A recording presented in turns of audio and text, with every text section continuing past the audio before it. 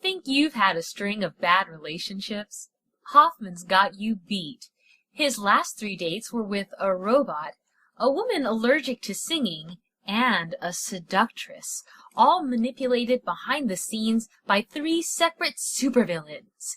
Get ready for Tales of Hoffmann, where romance leaves a body count. Today's podcast is brought to you by Audible.com. Get a free audiobook download and 30-day free trial at www.audibletrial.com/opera, granting you access to over 180,000 titles to choose from for your iPhone, Android, Kindle, or MP3 player. Sponsorship is also provided by FreshBooks.com. Get a 30-day free trial at www.gofreshbooks.com/opera. Ernst Theodor Hoffmann, or E.T.A. Hoffmann, was a Prussian author of fantasy and horror stories, who stars as a fictionalized protagonist in many of his own stories. Tales of Hoffmann is an opera composed by Jacques Offenbach, loosely based on 3 of his short stories. Today we have a special treat, Hoffmann himself. Hello! So, Hoffmann, you've had a colorful history of dating, to say the least. Hey, wait, you can't drink in here. No, it's fine. I know what I'm doing. It's true, I've had some difficult romantic entanglements in the past, but my most tumultuous relationship has been with my muse. Your muse? You mean like your inspiration?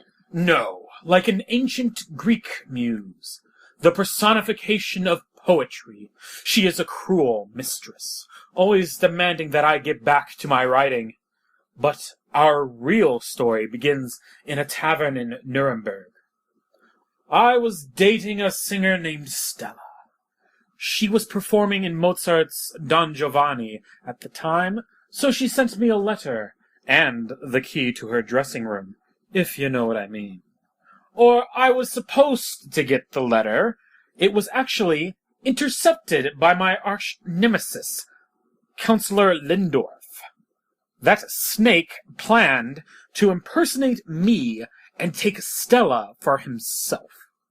But I was occupied entertaining a group of students in the tavern recounting the legend of Kleinzach.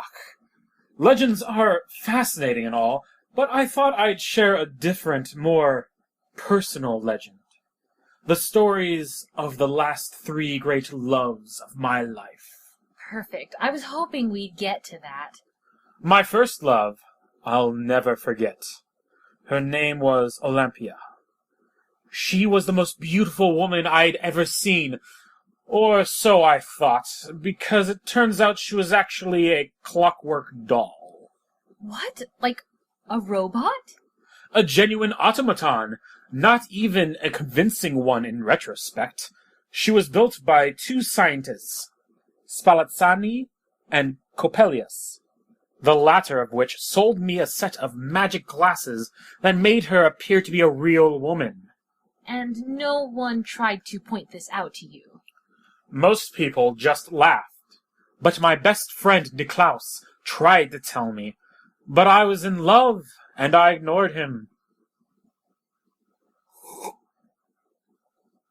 She had a lovely singing voice. Of course, at several points within an aria, she'd run out of juice and need to be wound up again. People laughed at us, but we danced and danced until my glasses fell off and broke. Then I saw what she really was. And then, to add insult to injury, the scientist Coppelius showed up. He was angry because his co-creator had cheated him out of his fees. So Coppelius tore Olympia to pieces, revealing her to be a machine. It was embarrassing. I felt like a fool. I'm so sorry.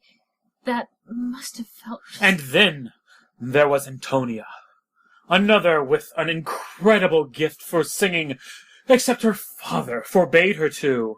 How do you know she had a good singing voice if she wasn't allowed to sing? Anyway, We had something great in the past, but her father forced her to move away.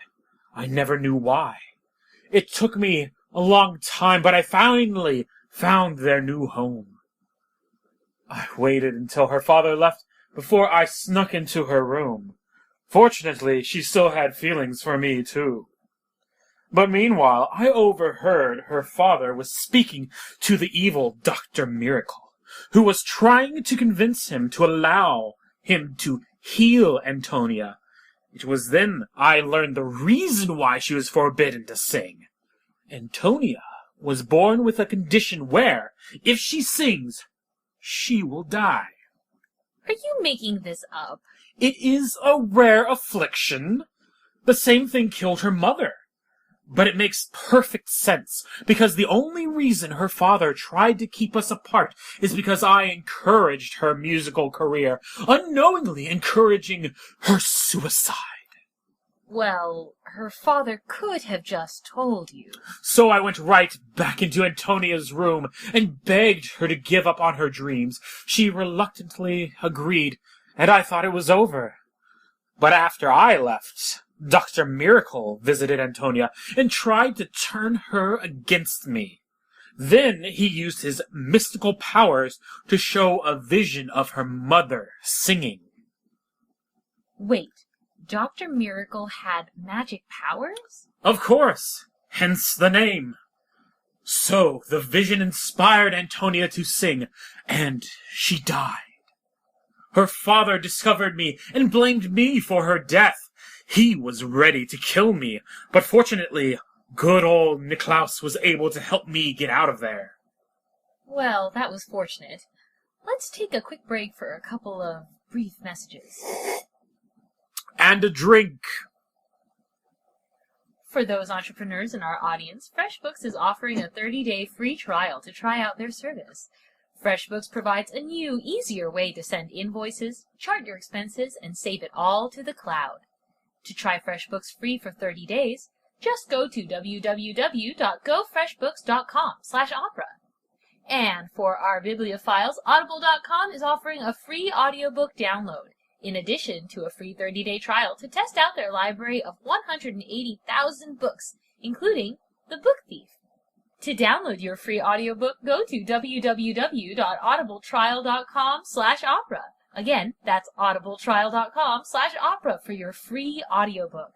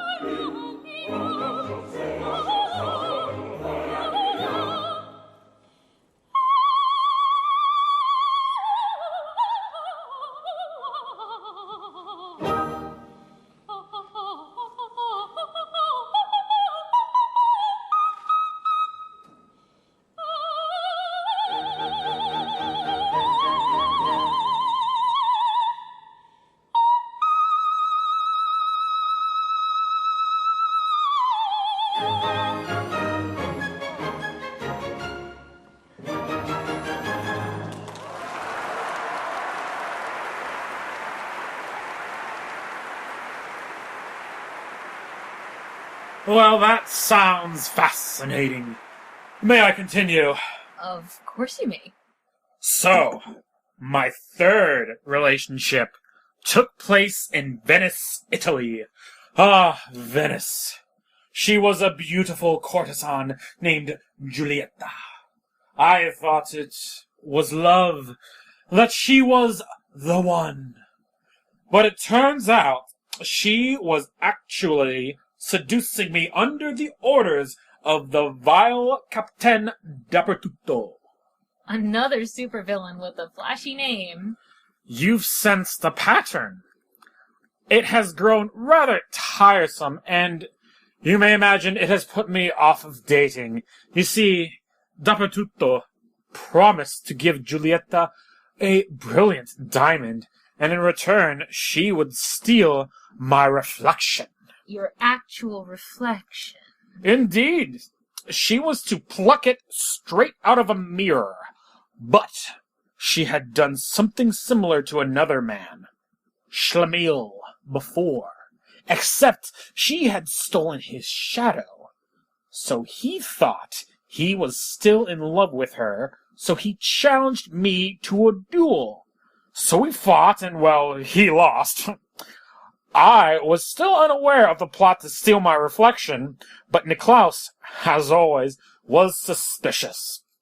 He insisted on removing me from Venice, so he left to find some horses. But I was still smitten with Giulietta, and so I surrendered my reflection to her, after which she immediately abandoned me. Captain Dappertutto was overjoyed with his success, but I, confident that loyal Niklaus would save me, not fast enough, as Dappertutto had prepared a poison to finish me off. But by accident, Giulietta wound up drinking it, and she died in my arms. Oh, God, I'm so sorry. And that brings me back to the tavern. I swore then and there I'd never fall in love again. You see, Olympia, Antonia, and Giulietta, they are all the same person. Who? Stella! All three women are different facets of her. Olympia, the automaton, represents the little girl. Antonia is the musician and artist. Giulietta, the courtesan. So, did you ever meet up with her after her performance? Well, no. Counselor Lindorf had intercepted her letter. Right, your other arch-nemesis. So, there I was, at the bottom of my glass, when I saw Niklaus. Niklaus, who revealed himself to actually be the muse of poetry in disguise. The only one who had always been there for me. She had seen my constant unhappiness, and she implored me to return to the arts. Poetry was my one true love, and I returned to her embrace. But Stella had arrived. She had grown tired of waiting, and she was annoyed that I had forgotten our meeting. It didn't help that I was drunk. She was angry and dull, so I told her to leave. My muse spoke for me. She told Stella that I no longer loved her. I suggested that she instead be with Lindorf. He had gone through the trouble to trick us both, after all. They turned out to be a great match, as they left together right away, but I was fine alone with my heart. And are you two, happy together? Could not be happier. Well, congratulations. And that's all the time that we have now. Thank you for joining us, Hoffmann. Thank you for having me. We'll call a cab for you. And thank you for joining us, faithful viewers and listeners, for a unique tale of a man unlucky in love, turning to creativity to make sense of his exploits. Until next month, I'm Alejandra Martinez. Thank you for listening. Opera Avengers is a production of the Great Lakes Light Opera, an organization based out of Cleveland, Ohio, dedicated to bringing opera and all local musical arts to everyone. Want to learn more? Visit us at greatlakesightopera.com. Want to help out? Check our donation page or email us at megan@greatlakesightopera.com. Oh, and let us know what you'd like to hear next.